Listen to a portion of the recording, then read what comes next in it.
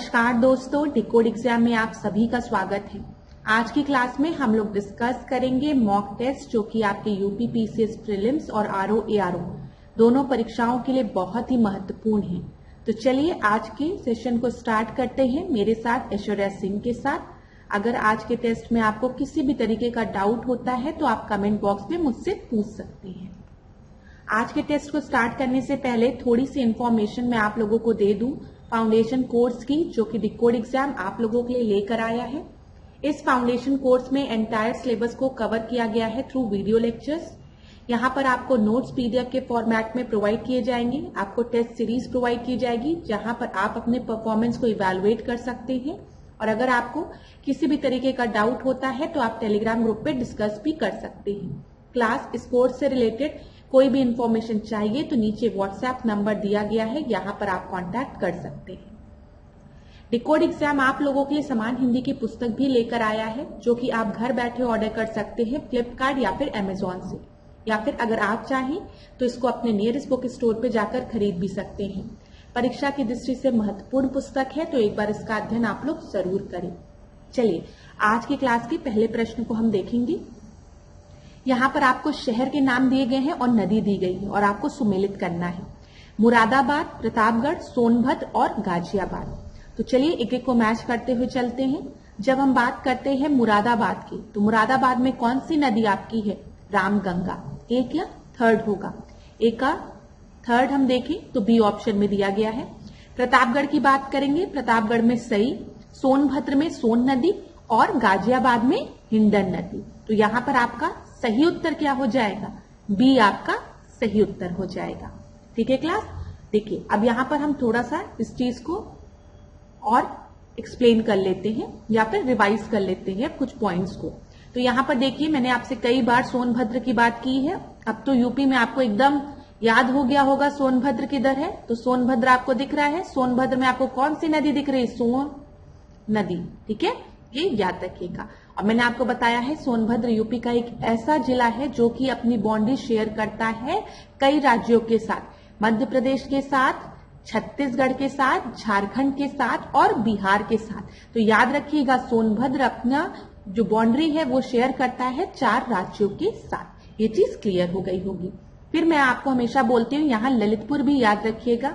ठीक है, ललितपुर में अगर आप देखेंगे तो ललितपुर जो है वो यूपी के खाली एक राज्य के साथ, एक डिस्ट्रिक्ट के साथ बोलना चाहिए, एक जिले के साथ, यूपी के खाली एक जिले के साथ अपनी बाउंड्री शेयर करता है। और वो जिला कौन सा है? झांसी है। ठीक है, ये चीज आपको समझ में आ गया। ललितपुर उत्तर प्रदेश का एकमात्र ऐसा जिला है जो कि उत्तर प्रदेश के खाली एक ही जिले के साथ अपनी बाउंड्री को शेयर करता है और वो जिला है झांसी। अब यहाँ पर अगर आप देखेंगे तो यहाँ पर आपको यमुना दिख रही है, दिख रहा है इधर यमुना। ठीक है, यमुना की ट्रिब्यूटरी इधर बेतवा यमुना से आके मिल रही है, ये बेतवा, ये याद रखिए। तो अगर आपको कभी भी ललितपुर, झांसी, ठीक है, हमीरपुर, इधर आपको कौन सी नदी दिख रही है? बेतवा नदी दिख रही है। फिर यमुना ये आपकी आगे बढ़ गई, ये चीज याद रखिएगा। तो इधर आपने सोन देखा, इधर बेतवा देखा।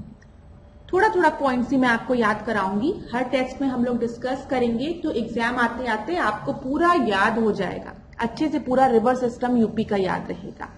अब यहाँ पर अगर हम देखें सहारनपुर में, तो सहारनपुर में आपको कौन सी नदी एंटर करते हुए दिख रही है? इधर यमुना दिख रही है। ठीक है, याद रखिएगा यमुना है इधर। फिर इधर जब हम देखते हैं इधर गोमती दिखती है।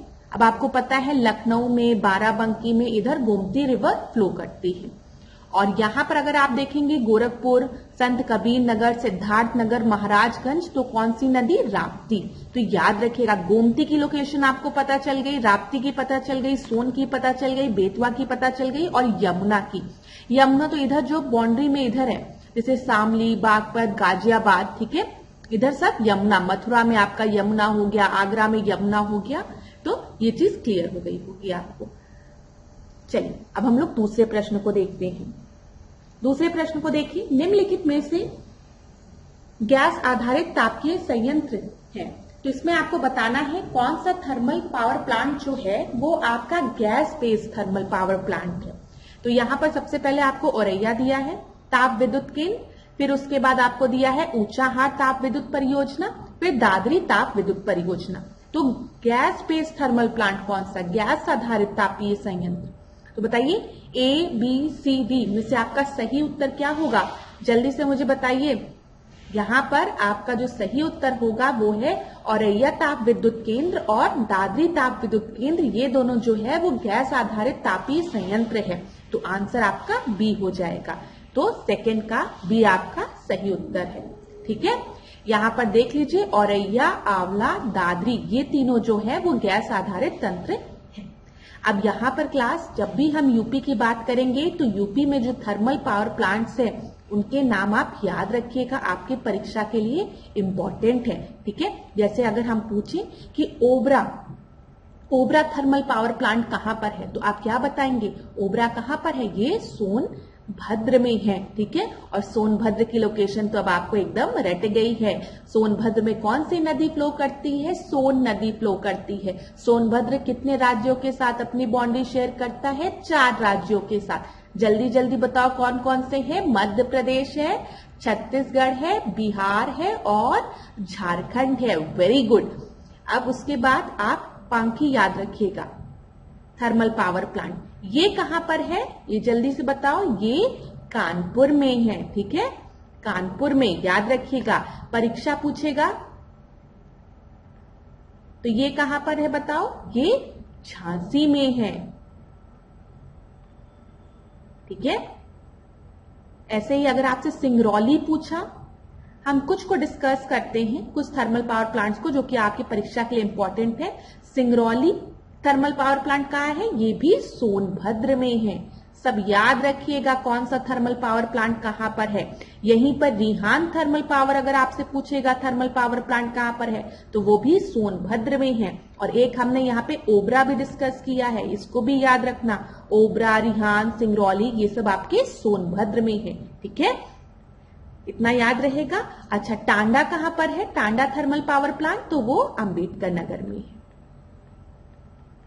और कोई बचा? हाँ, अभी बहुत बचे हैं। कौन सा बचा है बताइए? इकरूसा है थर्मल पावर प्लांट, वो कहां पर है? वो शाहजहांपुर में है। तो बस अभी मुझे इतना ही याद आ रहा है। आप लोगों को और अगर याद हो तो कमेंट बॉक्स में बताना मुझे। ठीक है, अभी मेरे दिमाग में इतना ही आ रहा है। तो रूसा हो गया, शाहजहांपुर में पांकी हो गया, कानपुर में परीक्षा, झांसी में Tanda thermal power plant, Ambedkar Nagar, Obra, Rihand और सिंगरौली कहां पर है? सोनभद्र में है। चलिए आगे बढ़ते हैं हम लोग तीसरे प्रश्न पे। तीसरा प्रश्न देखिए क्या है? निम्नलिखित कथनों पर विचार कीजिए। तो यहाँ पर आपसे बोला गया है महावीर स्वामी वनजीव विहार सोनभद्र जिले में स्थित है। दूसरा है यह राज्य का सबसे छोटा वनजीव विहार है। तो बताइए आप इसमें से कौन से स्टेटमेंट सही है? अगर आपको वीडियो को पॉज करना है तो पॉज कर लीजिए। तो महावीर स्वामी वनजीव विहार कहां पर है? बताओ क्लास, कहां पर है ये आपका सोनभद्र में है। सोनभद्र में है। और दूसरा है या राज्य का सबसे छोटा वनजीव विहार है। तो इसमें कौन सा सही है? पहला आपका सही नहीं है ना, क्योंकि महावीर स्वामी वनजीव विहार जो है वो सोनभद्र में नहीं है, वो है ललितपुर में।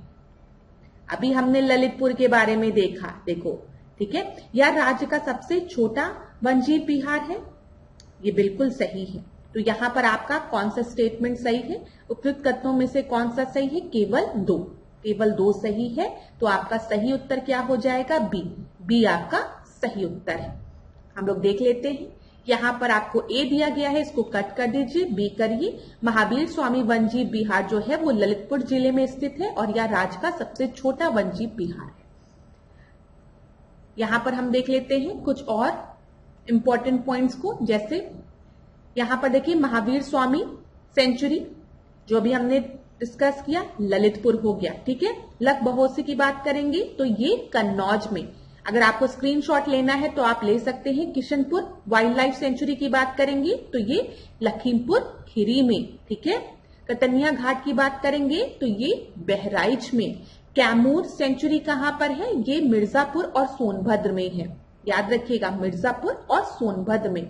कछुआ सेंचुरी की बात हम करेंगे तो ये बनारस में है। Hasanapur wild life sanctuary Amroha में है। बिजनौर में है, गाजियाबाद, मेरठ और मुजफ्फरनगर डिस्ट्रिक्ट से अपनी बाउंड्री को शेयर करता है। चंद प्रभा की बात करेंगे तो ये चंदौली में, बकीरा संत कबीर नगर, सारसाई नगर वेटलैंड की बात करेंगे तो ये आपका इटावा में है। अगर आप चाहें तो स्क्रीनशॉट ले लीजिए, क्लास इंपॉर्टेंट पॉइंट्स हैं ये सब।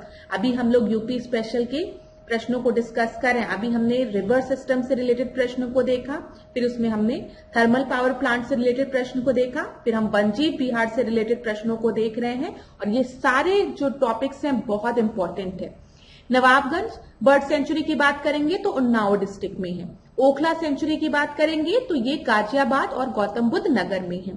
ठीक है, पार्वती अर्गा की हम बात करेंगे, ये तो आपका परीक्षा में भी पूछा गया है, गोंडा में है। पटना बर्ड सेंचुरी एटा में है। रानीपुर बांदा चित्रकूट में है। समन की बात करेंगे तो मैनपुरी में, समसपुर रायबरेली में, सांडी हरदोई में। ठीक है, सुहागी बरवा ये महाराजगंज में, सुहेलवा ये आपका बलरामपुर गोंडा श्रावस्ती में, सुर सरोवर आगरा डिस्ट्रिक्ट में। इतनी चीजें क्लियर हो गई। फिर सुरहाताल बलिया में। ठीक है, यहाँ पे याद रखिएगा सुर सरोवर जो है वो आपका आगरा डिस्ट्रिक्ट में है और सुरहाताल की हम बात करेंगे तो वो बलिया में है। विजय सागर सेंचुरी महोबा डिस्ट्रिक्ट में। इतनी चीजें क्लियर हो गई होगी। अब देख लीजिए क्लास, हम लोग कुछ टाइगर रिजर्व्स की बात कर लेते हैं जो कि कहां पर है, यूपी में है। आपको पता है दुधवा टाइगर रिजर्व जो है वो आपके दुधवा नेशनल पार्क में है। ठीक है, इसी दुधवा नेशनल पार्क में Kishanpur wild life sanctuary Lakhimpur Kheri district में, कटनिया घाट वाइल्ड लाइफ सेंचुरी कहां पर है, बहराइच में है। Pilibhit tiger reserve Pilibhit district में, अमनगढ़ टाइगर रिजर्व बिजनौर में और रानीपुर टाइगर रिजर्व कहां पर है, चित्रकूट में है। तो याद रखिएगा ये भी इंपॉर्टेंट चीज है। अमनगढ़ कहां पर है बताइए, बिजनौर में है। तो आप अगर चाहे तो स्क्रीनशॉट लीजिए और अगर अभी नहीं याद होता है तो बिल्कुल भी चिंता मत करिएगा, अभी हम लोग आने वाले टेस्ट में भी रिवाइज करेंगे। मैंने आपको बोला है ना कि हर मॉक टेस्ट में हम लोग बहुत से इंपॉर्टेंट पॉइंट को रिवाइज करते हुए भी चलेंगे।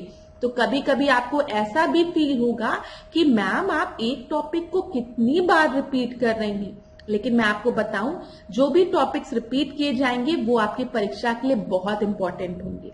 और ये जो टॉपिक रिपीट किए जाएंगे क्लास, वो डिफरेंट क्वेश्चंस के माध्यम से हम सेम क्वेश्चन को रिपीट ना करके अलग अलग क्वेश्चंस उस टॉपिक से बनाकर उनको रिवाइज करेंगे। तो यहाँ पर देख लीजिए अभी तक हमने क्या क्या रिवाइज किया, रिवर रिवाइज किया, थर्मल पावर प्लांट रिवाइज किया, ठीक है, और वाइल्ड लाइफ सेंचुरीज रिवाइज की, और यहाँ पर जो टाइगर रिजर्व आपके यूपी में है उनको भी रिवाइज किया। अब आगे बढ़ते हैं, फोर्थ प्रश्न को देखते हैं। यहाँ पर देखिए, चरकुला नृत्य के संदर्भ में निम्नलिखित कथनों पर विचार कीजिए। तो चलिए विचार करिए चरकुला नृत्य के संबंध में।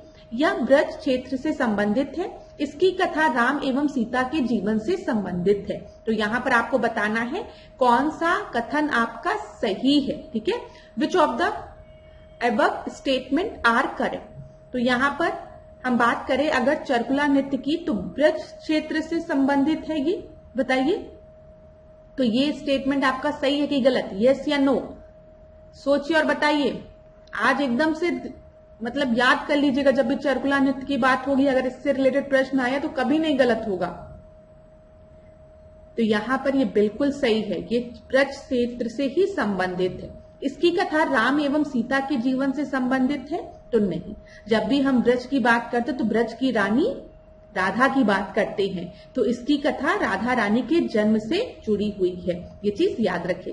ब्रज की बात आ गई तो राधा रानी की बात आ जाएगी। तो यहाँ पर दूसरा स्टेटमेंट आपका गलत है। देखिए अब परीक्षा में भी आप इसी तरीके से प्रश्न को लगा सकते हैं। अब आप सोचो आपने चरकुला नृत्य के बारे में कभी सुना ही नहीं, ठीक है, और आपके सामने दो ऑप्शंस रखे हुए हैं, चरकुला नृत्य रखा हुआ है और ब्रज और राम एंड सीता लिखा हुआ है।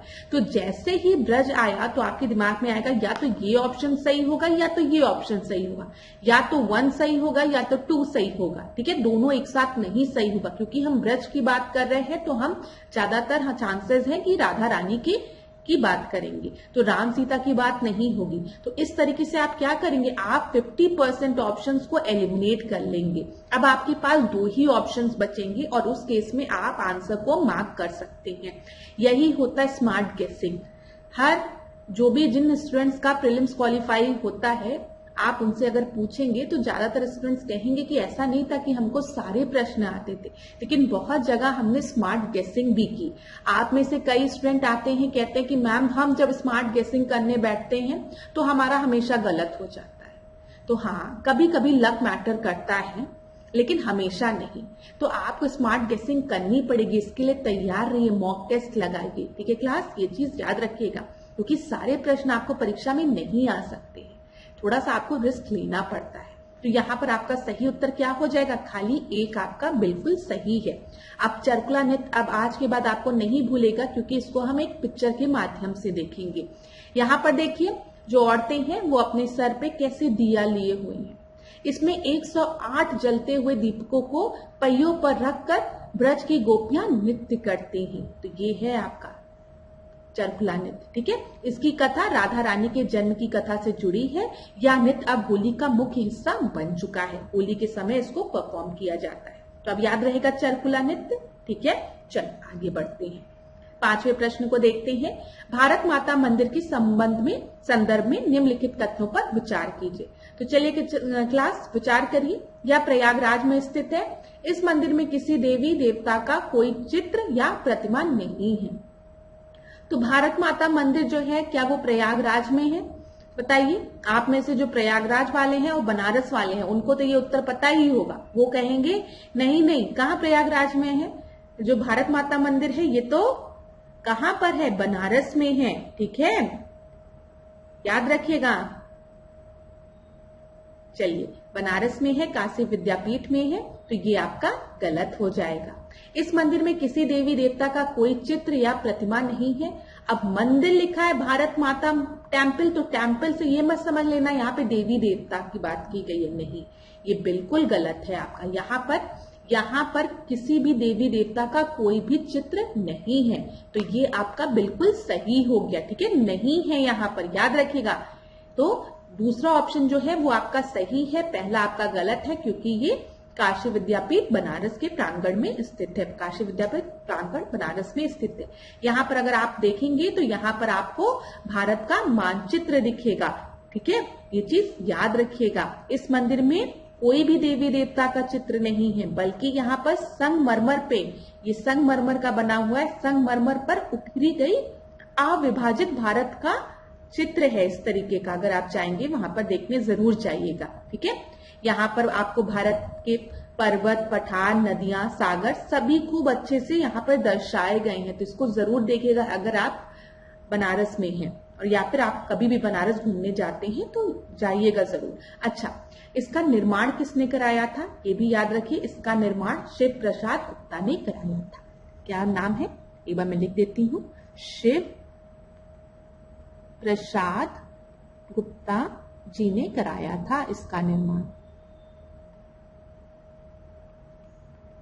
ठीक है, याद रखिए। चलिए अगला प्रश्न अब हम देखते हैं।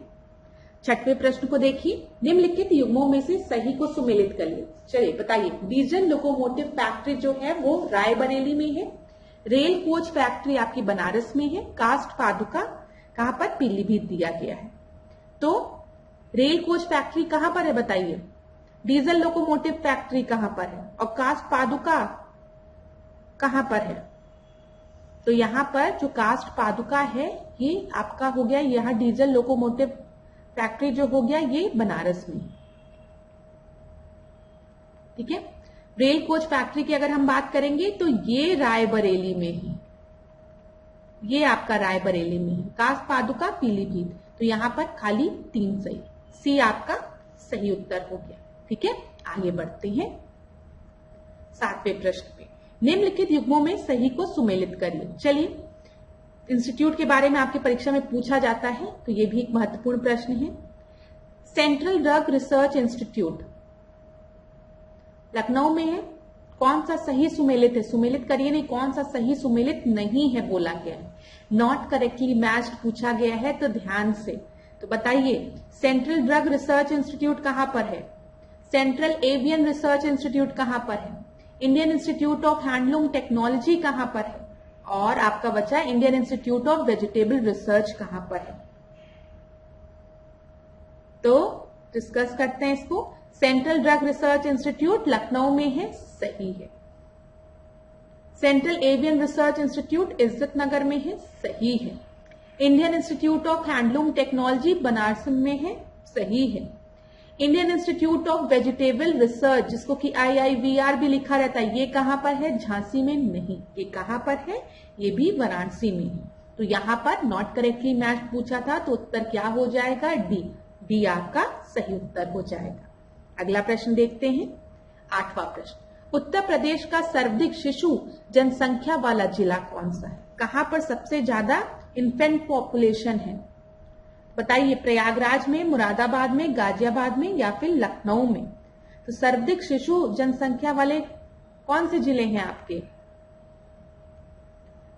प्रयागराज, मुरादाबाद, गाजियाबाद या फिर लखनऊ? तो मैं आपको बताती हूं, सबसे ज्यादा जो है वो प्रयागराज में है। ये आपका सही उत्तर है। उसके बाद हम देखेंगे मुरादाबाद, फिर गाजियाबाद। ठीक है, तो यहां पर ए सही उत्तर है। 9वां प्रश्न देखते हैं।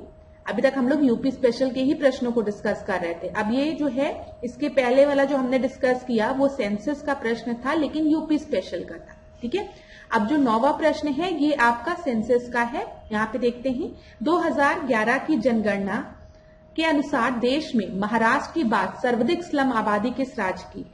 तो बताइए, सबसे ज्यादा स्लम आबादी कहां पर है? तमिलनाडु, आंध्र प्रदेश, पश्चिम बंगाल या फिर उत्तर प्रदेश?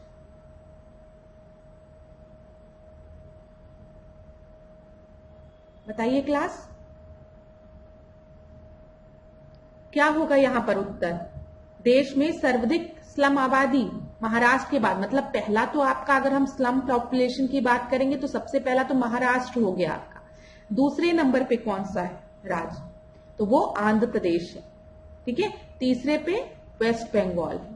यहां पर उत्तर क्या हो जाएगा? बी आपका सही उत्तर हो जाएगा। ठीक है, अगर हम यूपी के कंटेक्स्ट में देखेंगे उत्तर प्रदेश की, तो उत्तर प्रदेश में कुल स्लम आबादी कितनी है? 9.5% है। ठीक है, और यूपी में अगर हम राज्यों में देखेंगे तो सर्वाधिक स्लम आबादी मेरठ में है, फिर आगरा में है और उसके बाद कानपुर नगर में।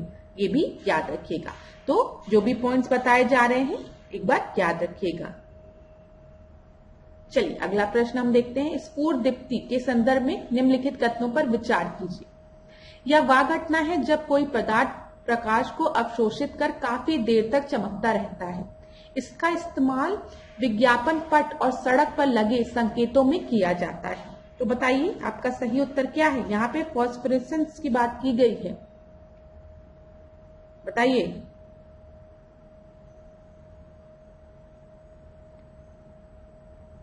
तो देखिए क्लास, और आंसर बताइए आप लोग। ए, बी, सी, डी में से सही उत्तर क्या होगा?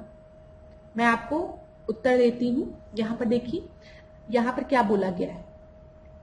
यह वह घटना है जब कोई पदार्थ प्रकाश को अवशोषित कर काफी देर तक चमकता रहता है। ठीक है, हम इसको सही मान के चल रहे हैं।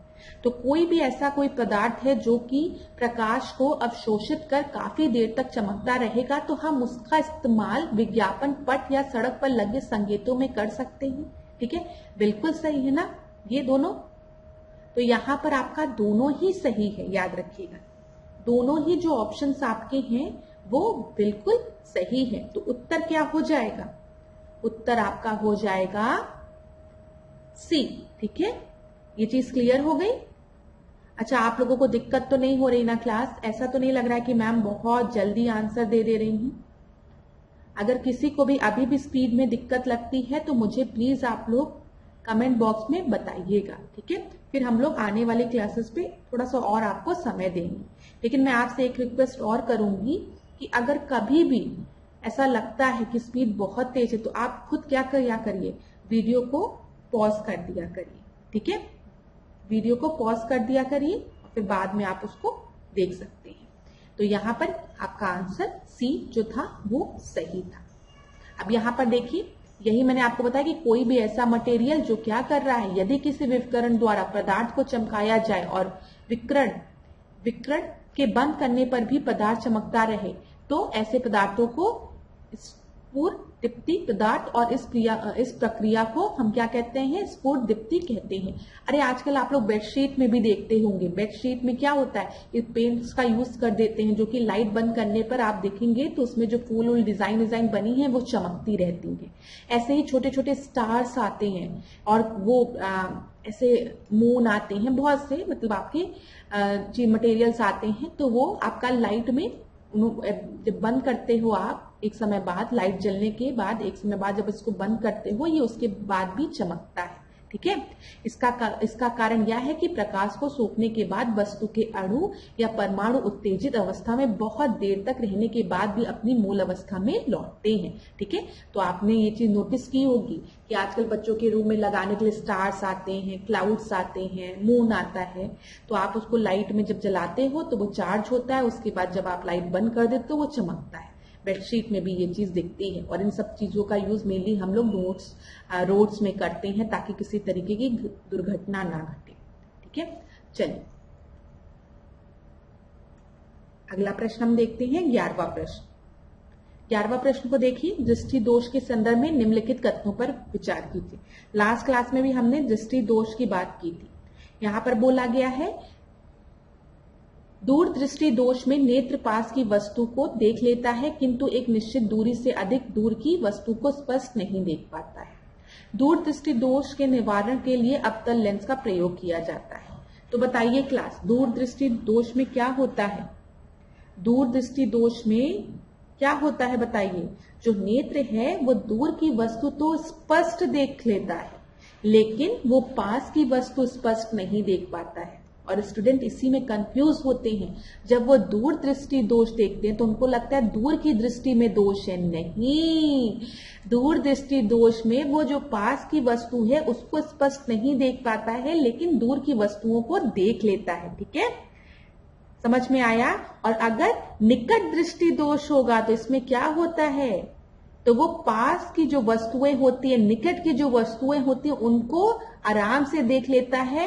ठीक है, लेकिन एक निश्चित दूरी पर रखी हुई वस्तु को वो स्पष्ट नहीं देख पाता है, या एक निश्चित दूरी पर जो चीजें होती है उनको वो स्पष्ट नहीं देख पाता है। तो अब याद रहेगा, अगर दूर दृष्टि दोष है तो वो दूर की चीजों को देख पाएगा, पास की चीजों को नहीं देख पाएगा। और अगर निकट दृष्टि दोष है तो वो निकट की चीजों को आसानी से देख लेगा लेकिन दूर की चीजों को देखने में उसको दिक्कत होगी। ये चीज याद रखिएगा। अच्छा, दूर दृष्टि दोष के निवारण के लिए अवतल लेंस का प्रयोग किया जाता है, तो यहां पर ये गलत है। यहां पर हम उत्तल लेंस के प्रयोग करते हैं। ठीक है, ये याद रखिएगा। अवतल लेंस का प्रयोग हम कहां पर करते हैं? जब निकट दृष्टि दोष होता है। तो यहां पर आपका क्या होगा? कॉन्वेक्स होगा। ठीक है, याद रखिएगा। तो यहां पर आपका सही उत्तर क्या हो गया क्लास? डी। कोई भी स्टेटमेंट आपका सही नहीं है। आगे बढ़ते हैं 12वें प्रश्न पे। उष्मा का विकिरण के संदर्भ में निम्नलिखित कथनों पर विचार कीजिए। तो चलिए विचार करते हैं। इसमें उष्मा विद्युत चुंबकीय तरंग के रूप में संचारित होता है, इसके लिए माध्यम की आवश्यकता नहीं होती है। तो बताइए कौन सा आपका सही है? हीट रेडिएशन की बात की गई। Heat is transmitted in the form of electromagnetic waves and it does not require any medium. तो आपका क्या है यहां पर?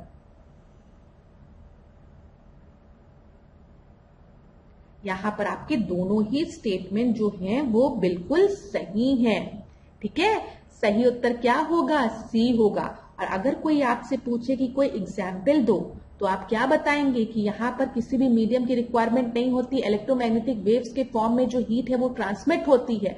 और इसका जो एग्जाम्पल है वो है सूर्य से पृथ्वी पर जो उष्मा का विकिरण होता है, वो आपका एक रेडिएशन का एग्जाम्पल है। ठीक है, वहां पर हमें किसी माध्यम की तो आवश्यकता है नहीं, ये चीज याद रखिएगा।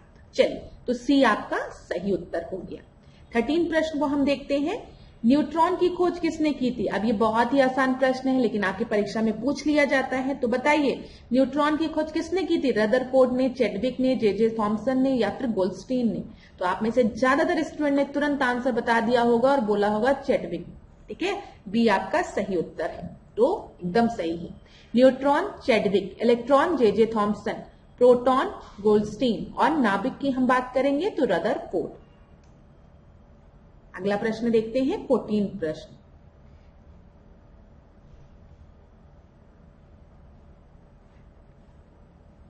चलिए ड्यूराल्यूमीन की बात हम करते हैं तो के संदर्भ में निम्नलिखित कथनों पर विचार कीजिए। तो ड्यूराल्यूमीन जो है वो आपका 95% आयरन से बना रहता है, 4% कॉपर से, 0.5% मैग्नीज से और 0.5% मैग्नीशियम से। फिर वायुयान तथा हल्के औजारों को बनाने में इसका प्रयोग किया जाता है। तो इसमें आपसे पूछा गया है कौन सा स्टेटमेंट आपका सही नहीं है, तो बताइए। ड्यूराल्यूमीन की अगर हम बात करेंगे तो वो क्या 95% आयरन से बना रहता है? बताइए क्लास, मैं आपको उत्तर देने जा रही हूं। अगर आपको और सोचने का समय चाहिए तो आप वीडियो को पॉज कर सकते हैं। यहां पर याद रखिएगा ये 95% आयरन से नहीं, ये 95% एल्यूमिनियम से बना रहता है, ठीक है। और 4% कॉपर से सही है, 0.5% मैग्नीज से और 0.5% आपका मैग्नीशियम से। यहां पर आयरन नहीं एल्यूमिनियम, ठीक है। अब यहां पर देखिए ना एल्यूमीन लिखा हुआ है तो आप दिमाग लगा सकते हैं, इतना आप लगा सकते हैं ना दिमाग, बताइए जल्दी से मुझे। एल्यूमीन लिखा हुआ है तो मीन्स यहाँ पर एल्यूमिनियम का प्रयोग होगा, और यहाँ पर तो हमने ऑप्शन में एल्यूमिनियम दिया ही नहीं है, तो आयरन की जगह एल्यूमिनियम का प्रयोग है यहाँ पर। यहाँ पर उत्तर क्या हो जाएगा? ए ही खाली आपका गलत है। हाँ, इसका प्रयोग हम लोग वायुयान या हल्के औजारों को बनाने में करते हैं। अगला प्रश्न हम देखेंगे। अभी देखिए हम लोग साइंस के प्रश्न डिस्कस कर रहे हैं। जो स्टूडेंट्स कह रहे थे कि मैम साइंस के प्रश्नों को इंक्लूड करिए, वो खुश होंगे आज। बताइएगा खुश है कि नहीं कमेंट बॉक्स में। चलिए, रबड़ के संदर्भ में निम्नलिखित कथनों पर विचार कीजिए। रबड़ भूमध्य रेखीय सदाबहार वनों में पाया जाने वाला एक प्रकार का वृक्ष है। अमेज़न नदी की द्रोणी रबड़ के वृक्षों का मूल स्थान है। चलिए मुझे बता दीजिए सही उत्तर क्या होगा। जो रबड़ है वो भूमध्य रेखीय सदाबहार वनों में पाए जाने वाला एक प्रकार का वृक्ष है, ठीक है कि नहीं? जल्दी बताइए। है, ठीक है, ये बिल्कुल सही है। और अमेज़न नदी की द्रोणी रबड़ के वृक्षों का मूल स्थान है, ये भी बिल्कुल सही है, ठीक है, ये भी बिल्कुल सही है। तो यहां पर आपका सही उत्तर क्या हो जाएगा?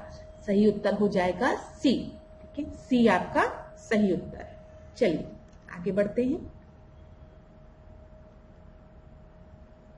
16 प्रश्न को हम देखते हैं। अपमार्जक की बात की गई है के संदर्भ में निम्नलिखित कथनों पर विचार कीजिए। या केवल मृदु जल के साथ झाग देता है। इसका आविष्कार सर्वप्रथम जर्मनी में प्रथम विश्व युद्ध के समय में हुआ था। तो डिटर्जेंट की बात की गई है। आपसे पूछा गया है कि कौन सा सही है। साबुन की बात की जा रही है, साबुन की बात की जा रही है कि डिटर्जेंट की? साबुन की नहीं की जा रही है, डिटर्जेंट की जा रही है, ठीक है।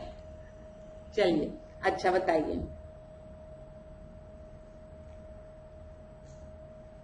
तो यहां पर आपका जो पहला ऑप्शन है कि जो आपका डिटर्जेंट होता है वो आपका झाग खाली सॉफ्ट वाटर के साथ देता है, ये सही है कि गलत? ये आपका बिल्कुल गलत है, ठीक है, पहला बिल्कुल गलत है। क्यों गलत है क्लास? थोड़ा सा भी अगर आप सोचिए ऐसे कि अगर ऐसा होता कि खाली ये झाग जो है वो सॉफ्ट वाटर के साथ देता है तो हमारे यहाँ जो टैब में जो पानी आता है, ठीक है, वो हार्ड वाटर होता है। आप लोग घर में वॉशिंग मशीन लगाएंगे तो वो वॉशिंग मशीन वाला आएगा, कहेगा कि मैम थोड़ा सा वो एक फिल्टर लगा लीजिए, जो ये पानी जो है वो बहुत हार्ड है, कुछ समय बाद आपके वॉशिंग मशीन में कैल्शियम जम जाएगा, ये जम जाएगा, वो जम जाएगा, ठीक है। तो अगर ऐसा होता तो हम क्या करते, उसको सॉफ्ट वाटर में कन्वर्ट करते। वो तो चलो ठीक है, लोग कहते हैं इम्प्योरिटी को नहीं, हमको नहीं हटाना है। आप टैब में से पानी निकालो, डिटर्जेंट डालो, ठीक है, तो तुरंत झाग छोड़ता है, नहीं छोड़ता है? तो बताओ क्या? तो पहला आपका जो है वो गलत है। और इसका जो आविष्कार था वो जर्मनी में ड्यूरिंग वर्ल्ड वॉर 1 हुआ था। तो ये आपका बिल्कुल सही है, ठीक है। यहाँ पर आपका सही उत्तर क्या हो जाएगा? बी हो जाएगा। कुछ अलग तरीके का प्रश्न था ये, था ना? आप लोग भी मुझे कमेंट बॉक्स में बताइएगा, आपको क्या लगता है ऐसा प्रश्न परीक्षा में पूछेगा? पूछ भी सकता है। चलिए, सॉफ्ट वाटर और हार्ड वाटर से तो पूछ सकता है ना। जब भी हम हार्ड वाटर की बात करते हैं तो हार्ड वाटर में सॉल्ट होता है, हाई मिनरल्स होते हैं सॉरी हार्ड वाटर में, ठीक है। और जब हम सॉफ्ट वाटर की बात करते हैं तो उसमें मिनरल्स नहीं होता है, डिजॉल्व सॉल्ट नहीं होती है, ठीक है। जैसे magnesium, iron, calcium soft water में नहीं होता है, और हार्ड वाटर में मैग्नीशियम, कैल्शियम बाइकार्बोनेट, क्लोराइड ये सब प्रेजेंट होता है। तो हमारे टैप्स में से मेनली जो होता है वो हार्ड वाटर होता है, ठीक है। ये चीज याद रखिएगा। तो टैप वाले पानी से हम लोग कपड़े धोते हैं, अगर ऐसा होता तो झाग नहीं निकलता। 17 प्रश्न को अब हम देखते हैं। निम्नलिखित में से किसका उपयोग मूत्र रोग की दवा के रूप में किया जाता है? तो बताइए किसका प्रयोग किया जाता है? गैमेक्सिन का, दूसरा है आपका क्लोरेटोन का, फिर आपका है लाइसर्जिक एसिड, इथाइलमाइड, ठीक है, फिर यूरोट्रोपिन। तो ये तो बहुत ही आसान प्रश्न है। कौन सा उत्तर होगा आपका? यहाँ पर यूरोट्रोपिन। अगर आप देखेंगे तो ये आपके यूरिन से, देखिए यहाँ पर से रिलेटेड है यूरोट्रोपिन। यूरोट्रोपिन का अगर हम रासायनिक नेम देखेंगे, ठीक है, तो इसका नाम क्या है? हेक्सा। देखिए ये इंपॉर्टेंट है क्योंकि हो सकता है अगली बार आपको रासायनिक नाम दे देंगे। मिथाइलिन टेट्राअमाइन, ठीक है, याद रखिएगा, हेक्सा मिथाइलिन टेट्रामाइन। चलिए अगला प्रश्न हम देखते हैं।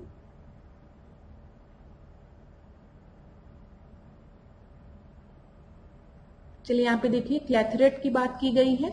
ये क्या है? ये कीटनाशक है, ये अश्रु गैस है, ये विद्युत अवरोध पदार्थ है, या फिर पानी के अणुओं में फंसी मीथेन गैस है। तो यहाँ पे सही उत्तर क्या होगा?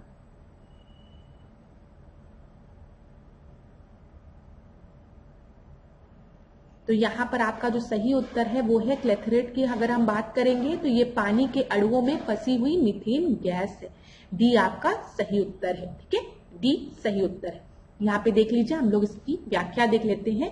क्लैथरेट की बात करेंगे, या समुद्र की तलहटी में भारी मात्रा में जमा ईंधन है जो कि मूल रूप में पानी के अणुओं में फंसी मीथेन गैस है। सैकड़ों वर्ष पहले जैविक प्रक्रिया से क्लैथरेट का निर्माण हुआ था, ठीक है। इसका उपयोग रेफ्रिजरेटर में प्रशीतक, वातानुकूलक, मतलब ये जो कूलिंग वाले आपके होते हैं, इलेक्ट्रॉनिक उद्योग, ठीक है, एक्सेट्रा, फार्मेसी उद्योग में व्यापक रूप से किया जाता है। बस आप ये याद रखिएगा क्लैथरेट है क्या, ठीक है। ये आपकी मीथेन गैस है जो कि पानी के मॉलिक्यूल में फंसी हुई। चलिए 19 प्रश्न को अब हम देखते हैं। मोहम्मद बिन काजिम के बारे में बात की गई है। तो मोहम्मद बिन काजिम के बारे में बताइए कौन सा स्टेटमेंट आपका सही है? तो 1712 में सिंध विजय की थी इसने। दूसरा है सिंध में अत्यधिक मात्रा, सिंध से अत्यधिक मात्रा में स्वर्ण प्राप्त होने के कारण अरबों के द्वारा उसे स्वर्ण नगरी कहा जाता था। तो बताइए कौन सा आपका सही है? बताइए क्लास। मोहम्मद बिन कासिम ने 1712 में आक्रमण किया था, तो ये आपका बिल्कुल सही है, ठीक है, पहला। अगर हम देखेंगे भारतीय क्षेत्रों पर प्रथम सफल अरब आक्रमण 1712 में मोहम्मद बिन कासिम के नेतृत्व में किया गया था, ठीक है। और इस समय जो सिंध का शासक था वो कौन था? वो दाहिर था। ये चीज याद कर रखिएगा। और यहां पर जो दूसरा स्टेटमेंट आपको दिया गया सिंध से, इस सिंध में नहीं अत्यधिक मात्रा से स्वर्ण, मुल्तान में अत्यधिक मात्रा से स्वर्ण प्राप्त होने के कारण अरबों के द्वारा उसे स्वर्ण नगरी कहा जाता था। यहाँ पर क्या है? मुल्तान, ठीक है। तो यहाँ पर आपका कौन सा ऑप्शन सही होगा? केवल एक, दूसरा वाला आपका गलत है क्योंकि सिंध से नहीं, मुल्तान, ठीक है। चलिए अगला प्रश्न हम देखते हैं। 20 प्रश्न। भारत की संविधान सभा ने राष्ट्रीय ध्वज का वर्तमान स्वरूप कब अपनाया था? ये तो हमने अभी डिस्कस किया था, जल्दी ही। 22 जुलाई 1946, 22 जुलाई 1947, 26 नवंबर 1949 या फिर 26 जनवरी 1950। तो ये तो आपको पता ही है, 22 जुलाई 1947, बी आपका सही उत्तर है। चलिए यहाँ पर कुछ और इंपॉर्टेंट पॉइंट्स देख लेते हैं। प्रथम राष्ट्रीय ध्वज 7 अगस्त 1906 को पारसी बागान चौक, ग्रीन पार्क, कोलकाता में फहराया गया था। द्वितीय ध्वज को पेरिस में मैडम कामा ने 1907 में, ठीक है, उनके साथ निर्वाहित किए गए कुछ क्रांतिकारियों द्वारा फैलाया गया था। तो ये तो पूछा जाता है मैडम भीकाजी कामा के बारे में, तो 1907 याद रखिएगा। और भारत की संविधान सभा ने राष्ट्रीय ध्वज का वर्तमान स्वरूप 22 जुलाई 1947 को एक्सेप्ट किया। तो आसान प्रश्न है, रिपीटेड भी है। अब यहां पर देख लीजिए, जुडिशियल रिव्यू की बात की गई है, न्यायिक पुनरीक्षण की बात की गई है। इसकी व्यवस्था कहां से ली गई है जुडिशियल रिव्यू की? यूएसए से, ब्रिटेन से, ऑस्ट्रेलिया से या फिर फ्रांस से? तो यहाँ पे सही उत्तर का क्या है? ए आपका बिल्कुल सही उत्तर है। ठीक है, अगला प्रश्न हम देखेंगे। 22वें प्रश्न को देखते हैं। संविधान सभा की 11वीं अनुसूची जो है वो पंचायती राज संस्था को कार्य करने के लिए 39 विषय प्रदान करती है। अच्छा, संविधान सभा की 12वीं अनुसूची शहरी क्षेत्र की स्थानीय स्वशासन संस्थाओं को कार्य करने के लिए 18 विषयों को प्रदान करती है। 11वीं अनुसूची को संविधान के 73वें संविधान संशोधन द्वारा जोड़ा गया था। तो चलिए मुझे बताइए सही उत्तर क्या है यहाँ पर। तो चलिए देखते हैं। अच्छा, यहाँ पर जब भी हम 11 शेड्यूल की बात करते हैं तो वेरी गुड, 11 शेड्यूल में हम पंचायती राज इंस्टीट्यूशन की बात करते हैं, पीआरआई की बात करते हैं, लेकिन पीआरआई में 29 सब्जेक्ट्स हैं। कितने सब्जेक्ट्स हैं? 29, 39 नहीं है। तो ये ऑप्शन आपका गलत हो गया। 12 शेड्यूल की अगर हम बात करेंगे, हाँ, तो इसमें हम किसकी बात करते हैं? हम म्युनिसिपैलिटी की बात करते हैं। ठीक है, बिल्कुल आपका सही है। अर्बन लोकल सेल्फ गवर्नेंस की बात करते हैं, एकदम सही है। इसमें 18 सब्जेक्ट्स हैं, सही। यहां पर ये आपका सही हो गया। 11 शेड्यूल की अगर हम बात करेंगे तो 73rd कॉन्स्टिट्यूशनल अमेंडमेंट के थ्रू जोड़ा गया, सही। तो उत्तर क्या हो जाएगा? सी हो जाएगा। तो देखिए क्लास, कितना अच्छा प्रश्न था ये। क्यों अच्छा था? आसान प्रश्न था, इसको मैं आसान की श्रेणी में रखूंगी। लेकिन जब आप एग्जामिनेशन हॉल में प्रेशर में रहते हैं तो ऐसे ही प्रश्न आपके गलत हो जाते हैं। आपने जैसे देखा कि 11 शेड्यूल लिखा हुआ है और आप पहले दिन से पढ़ते आ रहे हो, ये पीआरआई से रिलेटेड है, पंचायती राज इंस्टीट्यूशन से रिलेटेड है, आपने तुरंत इसको सही मान लिया। ठीक है, और आपने देखा ही नहीं यहाँ पे 39 सब्जेक्ट्स की बात की गई है, ना कि 29 सब्जेक्ट थी। और आपका ये जो सब्जेक्ट है वो भी देखिए 9 पीछे ऐसे है कि अगर स्टूडेंट ने थोड़ा सा भी ध्यान नहीं दिया तो तुरंत उसका एक क्वेश्चन गलत हो जाएगा। तो यही सब पेपर में छोटी छोटी चीजें आपको ध्यान में रखनी है। तो यहां पर आपका सही उत्तर क्या हो जाएगा? 2 और 3। चलिए अगला प्रश्न देखते हैं, 23वां प्रश्न। संसद द्वारा नागरिकता के अधिकार का विधि द्वारा विनियमन किया जाना संविधान के किस अनुच्छेद में इसका वर्णन किया गया है? In which article of the Constitution is the regulation of the right of the citizenship by Parliament described? तो बताइए किसमें बोला गया है? 5 में, 8 में, 11 में या फिर 12 में? सही उत्तर क्या है आपका?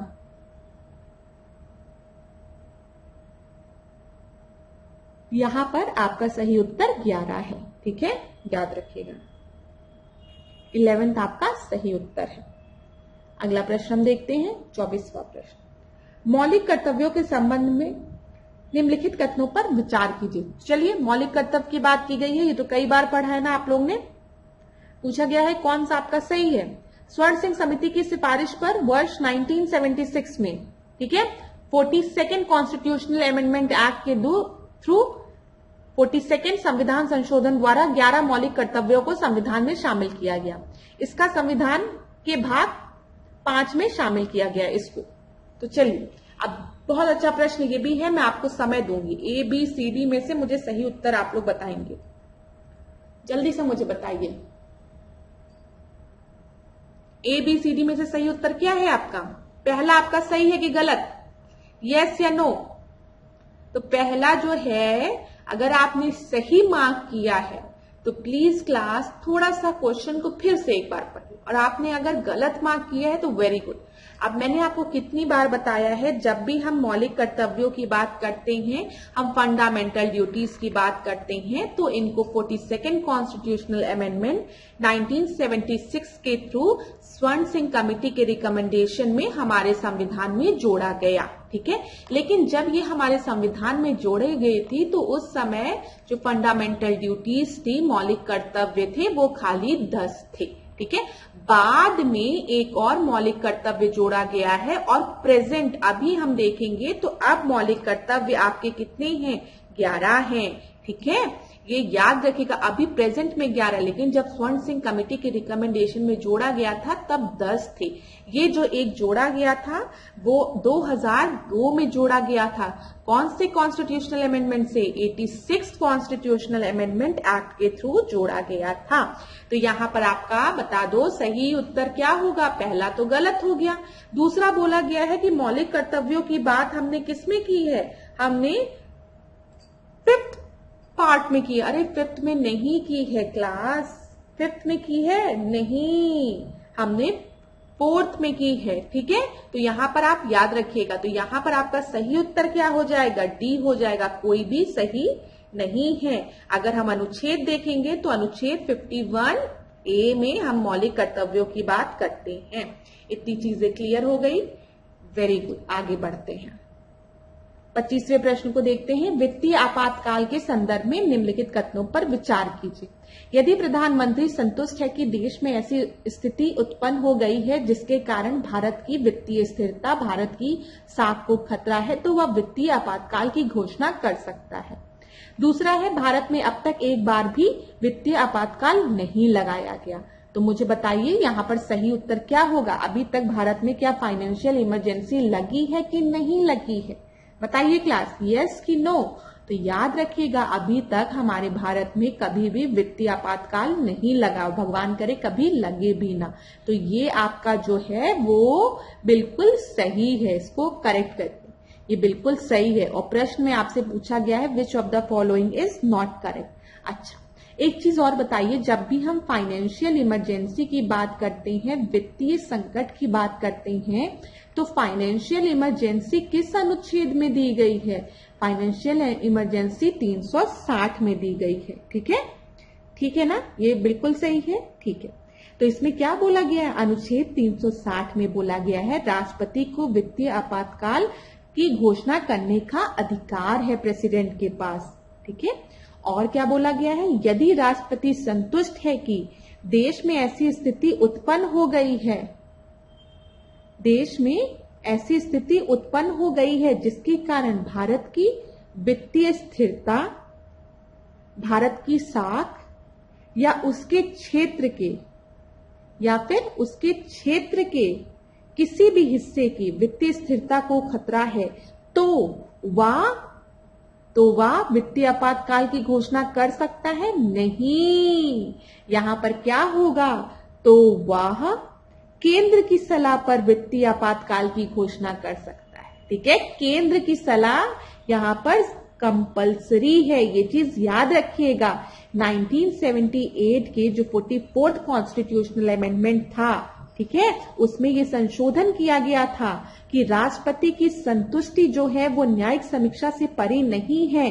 ठीक है, और अर्थात सुप्रीम कोर्ट इसकी समीक्षा कर सकता है। और यहां पर आपके केंद्र की सलाह की आवश्यकता होती है, ये चीज याद रखिएगा, रिटन में देना चाहिए। तो यहां पर आपका सही उत्तर क्या हो जाएगा? यहां पर आपका सही उत्तर हो जाएगा पहला गलत है। ठीक है, पहला गलत है। यहां पर आपको समझ में आ गया ना? यहां पर बोल दिया गया था वह वित्तीय आपातकाल की घोषणा कर सकता है, वह केंद्र की सलाह पर वित्तीय आपातकाल की घोषणा कर सकता है, ये सही होगा। चलिए 26 को अब हम देखते हैं। भारतीय परिषद अधिनियम 1909 के संदर्भ में निम्नलिखित कथनों पर विचार करिए। तो 1909 के को हम क्या कहते हैं? इंडियन काउंसिल एक्ट को मॉर्ले मिंटो रिफॉर्म कहते हैं ना? सही है। इसके द्वारा मुस्लिम समुदाय हेतु पहली बार पृथक निर्वाचन व्यवस्था की गई थी। तो यहां पर ये भी बिल्कुल सही है। ठीक है, जब हम बात करते हैं 1909 की, तो इसको हम मॉर्ले मिंटो रिफॉर्म कहते हैं। और इसमें हमने फर्स्ट टाइम सेपरेट इलेक्टोरेट की बात की थी मुस्लिम कम्युनिटी के लिए, और इसीलिए बोला जाता है कि पाकिस्तान की नींव 1909 में रख दी गई थी। तो यहां पर आपका सही उत्तर क्या हो गया? सी आपका बिल्कुल सही हो गया। अच्छा, मॉर्ले कौन था उस समय? भारत का राज सचिव था। ठीक है, सेक्रेटरी था, और मिंटो जो था वो वॉइस रॉय था। ये चीज क्लियर हो गई होगी। आगे बढ़ते हैं अगले प्रश्न पे, 27 प्रश्न पे। चलिए देखिए यहाँ पर निम्नलिखित कथनों पर विचार कीजिए। भारत के लिए नए समुद्री मार्ग की खोज पुर्तगाली व्यापारी वास्को डी गामा ने की थी। वह 17 मई 1498 को भारत के पश्चिमी तट पर स्थित बंदरगाह कोचीन पहुंचा था। तो बताइए सही उत्तर क्या होगा? यहाँ पर समय ले लीजिए आप लोग।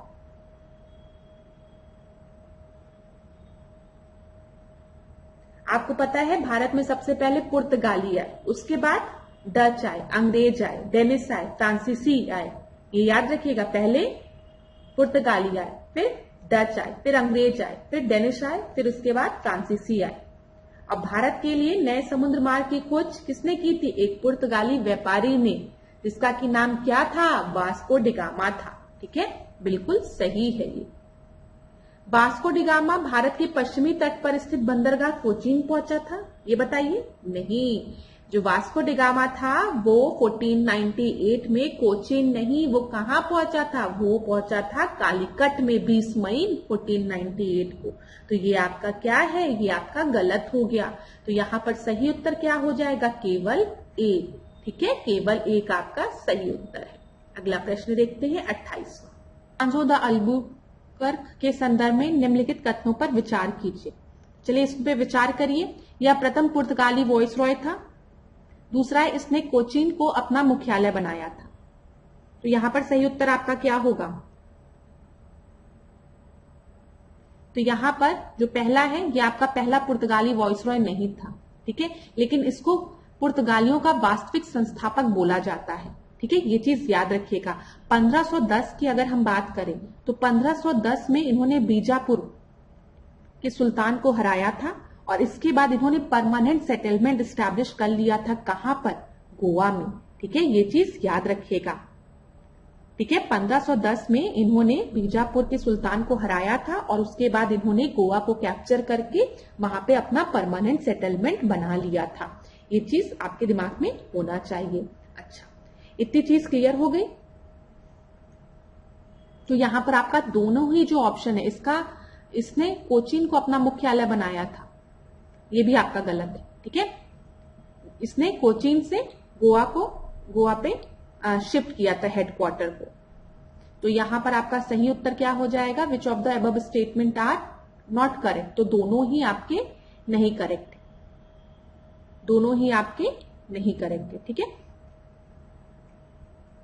इतनी चीज क्लियर हो गई क्लास?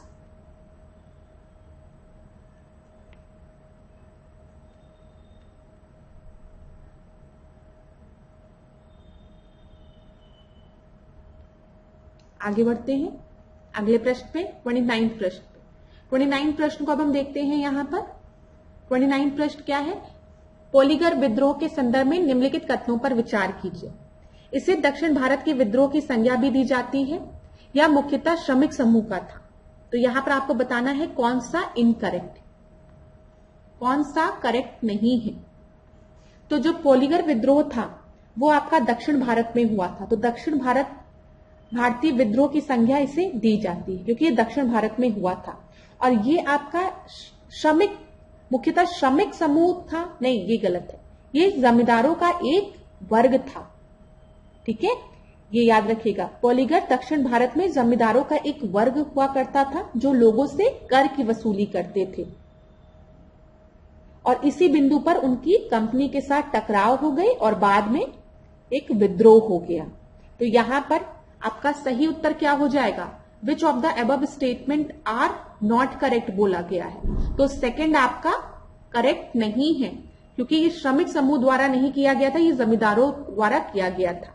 तो आपका बी सही उत्तर है। यहां पर देख लीजिए, पोलीगार दक्षिण भारत में जमींदारों का एक वर्ग था जो लोगों से कर की वसूली करता था। इस बिंदु पर उनके और कंपनी के हितों में टकराव उत्पन्न हुआ क्योंकि कंपनी के राजस्व की वृद्धि के लिए पोलीगरों पर नियंत्रण आवश्यक था। पोलीगर विद्रोह को दक्षिण भारतीय विद्रोह की संज्ञा भी दी जाती है। विद्रोह के दमन के पश्चात 1801 में कर्नाटक की संधि पर हस्ताक्षर किए गए जिसमें अंग्रेजों ने वर्तमान तमिलनाडु के अधिकांश हिस्सों पर सीधा नियंत्रण स्थापित कर दिया था। चलिए तीसरे प्रश्न को हम देखते हैं, राजा राम मोहन रॉय से रिलेटेड है। राजा राम मोहन रॉय के संदर्भ में निम्नलिखित कथनों पर विचार कीजिए। 1814 में उन्होंने वेदांत सोसाइटी की स्थापना की। फिर उसके बाद है उन्होंने बांग्ला भाषा में साप्ताहिक समाचार पत्र मिरातुल अखबार या बुद्धि दर्पण का प्रकाशन किया था। तो इसमें बोला गया है कौन सा आपका सही है ना, कौन सा सही है, तो बताइए आपका कौन सा सही है।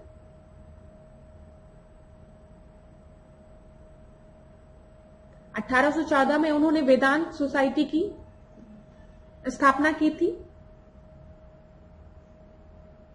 बताइए क्लास। 1814 में उन्होंने आत्मीय सभा की स्थापना की थी, याद रखिएगा, इसकी आत्मीय सभा की, ठीक है। और वेदांत सोसाइटी की अगर हम बात करेंगे तो इसकी स्थापना 1816 में हुई थी। ये चीज क्लियर होगा। अब यहां पर आपका दिया गया है ही पब्लिश द वीकली न्यूज़पेपर मिरातुल अखबार और बुद्धि दर्पण इन बंगाली। तो ये आपका बताइए सही होगा कि गलत होगा। मिरातुल अखबार आपको क्या लग रहा है किस लैंग्वेज में होगा, बंगाली लैंग्वेज में? नहीं ना, किस लैंग्वेज में होगा? ये आपका फारसी भाषा में, ठीक है। तो फारसी भाषा में साप्ताहिक समाचार पत्र मिरातुल अखबार या बुद्धि दर्पण का इन्होंने प्रकाशन किया था। तो ये आपका बंगाली नहीं, फारसी भाषा। तो यहां पर आपका सही उत्तर क्या हो जाएगा? यहां पर आपका सही उत्तर नीदर 1 नॉर 2, ठीक है, डी आपका सही उत्तर हो जाएगा।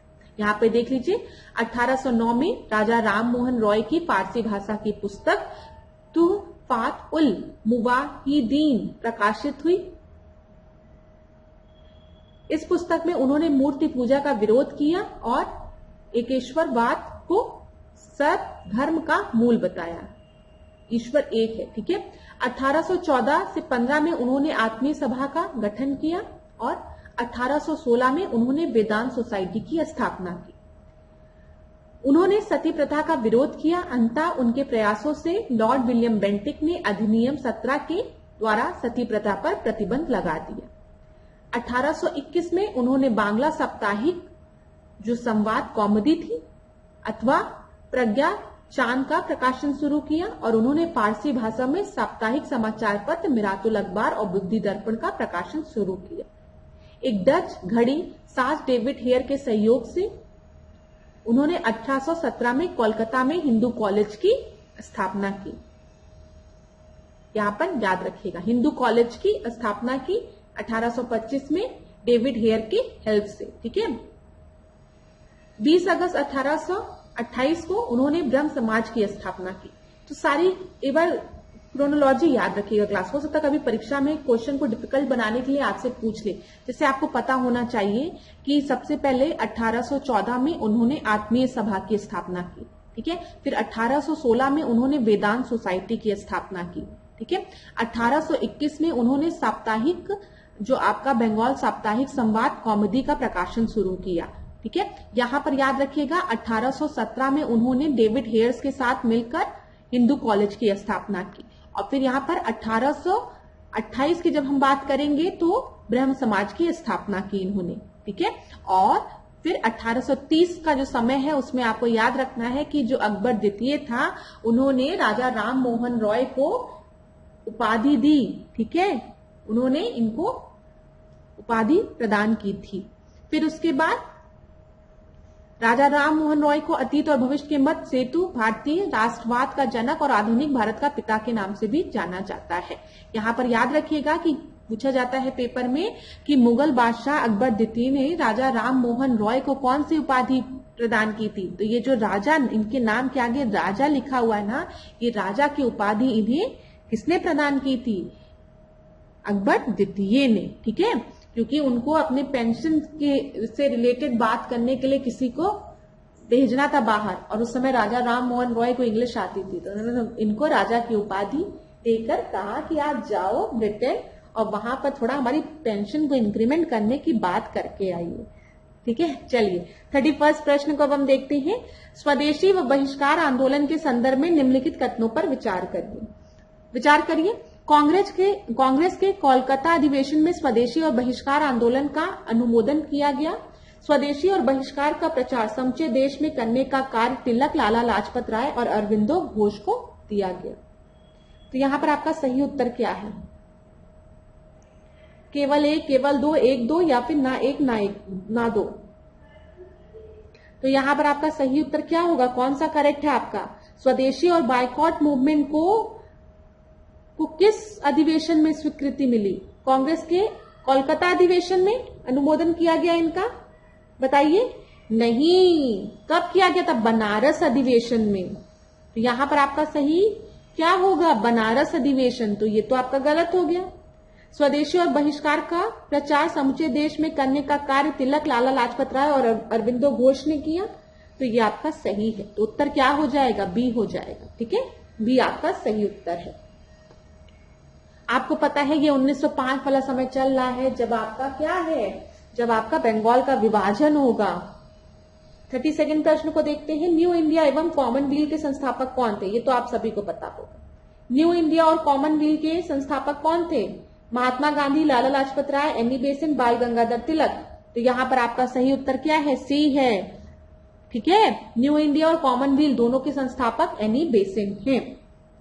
आपको पता है Annie Besant home rule league से भी संबंधित है, और एनी बेसेंट जो थी वो पहली महिला थी जिन्होंने अध्यक्षता की थी, जो कि प्रेसिडेंट बनी थी किसकी? इंडियन नेशनल कांग्रेस की।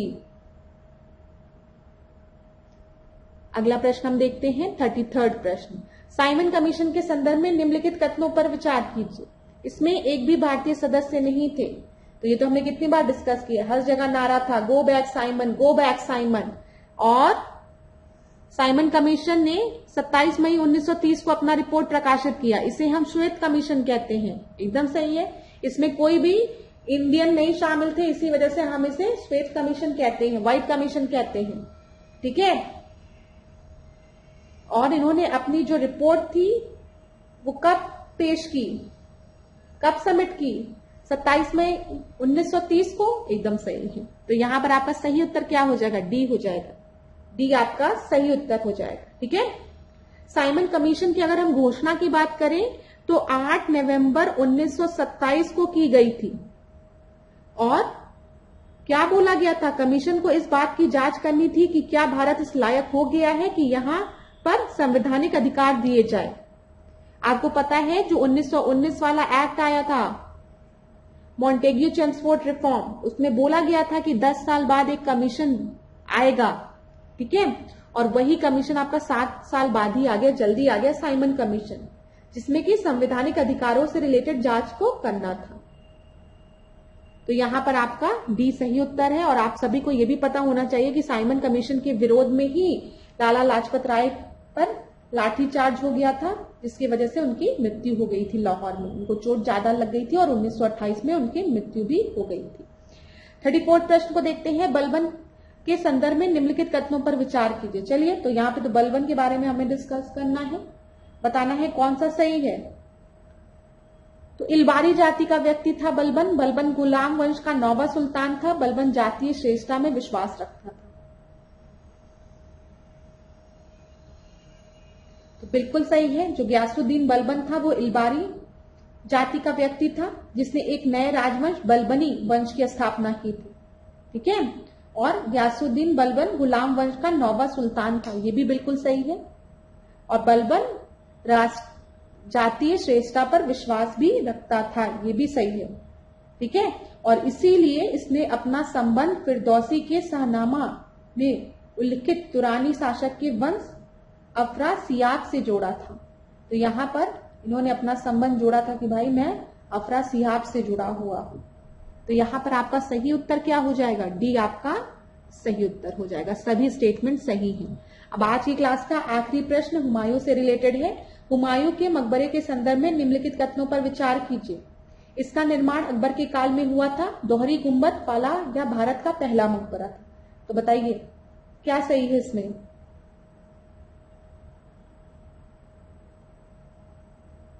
तो ये दोनों ही स्टेटमेंट आपके बिल्कुल सही हैं। हुमायूं के मकबरे का निर्माण अकबर के शासनकाल में ही हुआ था और दोहरी गुंबद वाला या भारत का पहला मकबरा था। तो यहां पर आपका सही उत्तर क्या हो जाएगा? सी हो जाएगा। Both statements are correct. यहां पर देख लीजिए, यहां पर आप देखेंगे तो दोहरी गुंबद है, अंदर भी। ठीक है, तो दोहरी गुंबद, फारसी शैली ये दिखता है। यहाँ पर अगर आप देखेंगे तो ऐसे छतरियां बनी हुई है, ये क्या, ये भारतीय शैली दिखती है। जब आप राजस्थान के किले पे जाएंगे तो यहाँ पर ऐसे छतरी बनी रहती है, छतरियां, ठीक है, तो इसको याद रखिएगा। यहाँ पे कमल बना हुआ दिखेगा, ये भी भारतीय शैली है। चलिए, तो thank you so much class. आज के सेशन को एंड करेंगे। लास्ट क्लास में आप में से कुछ बच्चों ने कमेंट किया था कि मैम करंट अफेयर्स नहीं इंक्लूड कर रही हैं आप, तो बिल्कुल चिंता मत करिए, आने वाले क्लासेस में हम लोग करंट अफेयर इंक्लूड करेंगे और आपका रिवीजन इसी तरीके से होता रहेगा। आज की क्लास कैसी लगी मुझे कमेंट बॉक्स में बताइएगा। कोई भी डाउट होता है तो आप मुझे कमेंट बॉक्स में बता सकते हैं। नेक्स्ट क्लास में आपसे मिलूंगी, तब तक खूब पढ़िए, खूब आगे बढ़िए। कोई भी डाउट हो आराम से पूछिए, ठीक है, लेकिन जाते जाते कहूंगी अपने पे विश्वास रखिए और रोज पढ़िए, बिल्कुल भी गैप मत करिए। आपके अगर प्रीलिम्स में टाइम मिला है तो उसका सदुपयोग करिए, और अगर प्रीलिम्स को अच्छे तरीके से तैयार हो गया है तो फिर क्या करना है, मेंस की तैयारी करनी है। तो लेकिन विश्राम नहीं करना है, जब तक कि सिलेक्शन नहीं होता है तब तक पढ़ाई करती रहिए। तो धन्यवाद क्लास, आज के सेशन को यहीं पे एंड करेंगे। नेक्स्ट क्लास में आपसे मिलेंगे इसी तरीके से मेरे साथ, ऐश्वर्या सिंह के साथ, डिकोड एग्जाम के साथ बने रहिए। आपका दिन मंगलमय हो, खूब पढ़िए, खूब आगे बढ़िए।